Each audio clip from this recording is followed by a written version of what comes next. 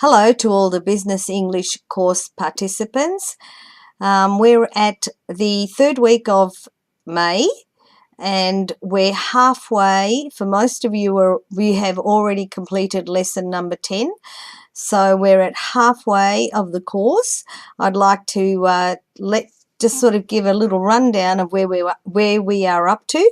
The first thing is to say congratulations to those that made a wonderful effort and did 3 or 4 emails for that email writing task practice or activity. And for those of you that haven't already done it, I know most of you have promised to do it, so I hope you do it. Remember, it's not for me, it is for you. The idea was to have it ready in class so that we could correct each other and have a look at it and have a look really what we were, what the aim of the task was, to see if someone else could understand what you had written, someone that is one of your colleagues. So anyway, we only had a few that didn't answer the criteria, but most of you were able to get the message across. We clarified a few ways of writing better for those of you that had some maybe some grammar errors or some structural problems, so we fixed all that up. Then most of you have now also seen the video that I've prepared on YouTube, which is the voiceover of the presentation, PowerPoint presentation of the elements or the ground theory of preparing or writing for emails. Now, a lot of you have asked me, not a lot, but a few of you have asked me about report writing and some other document writing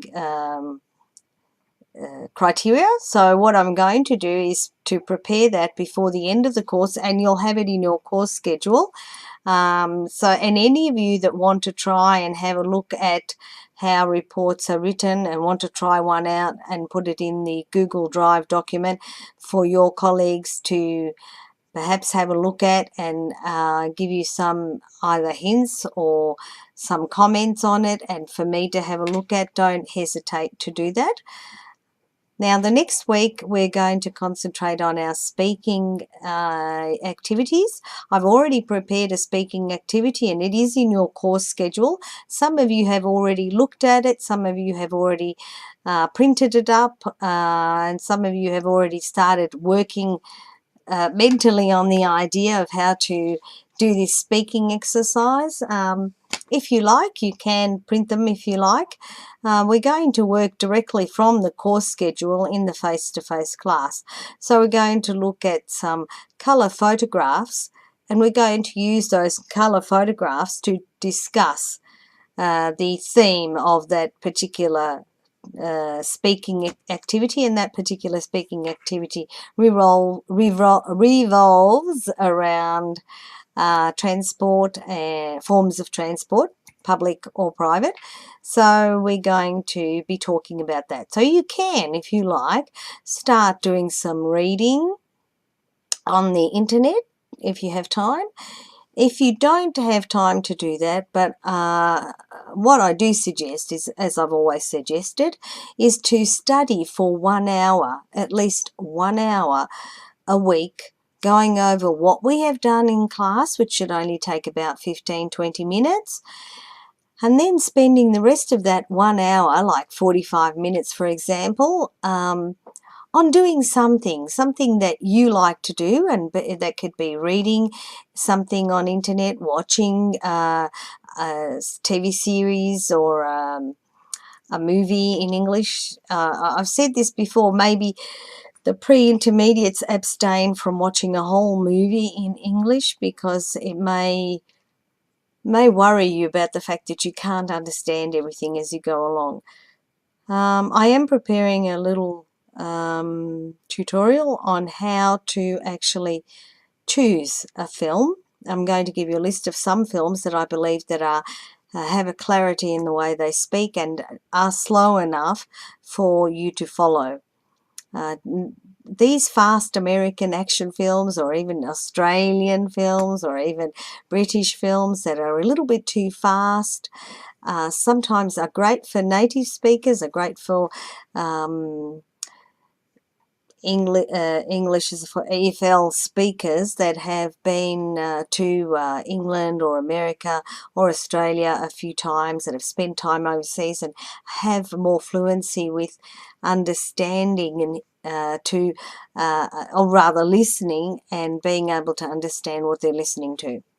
So whereas because I don't like, I've suggested that using the idea of using these subtitles is not really fantastic, because all it does is improve our reading skills, but by reading while we're listening, we're not forcing our ears and our brains to make that connection that we want so badly for our ears to listen and be able to improve that tool, that listening tool that we have, these ears.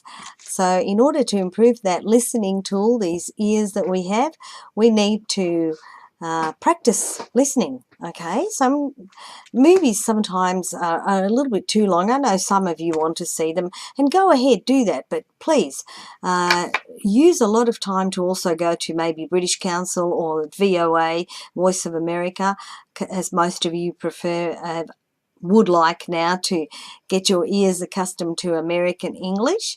Plus I've given you lots and lots of YouTube channels to watch.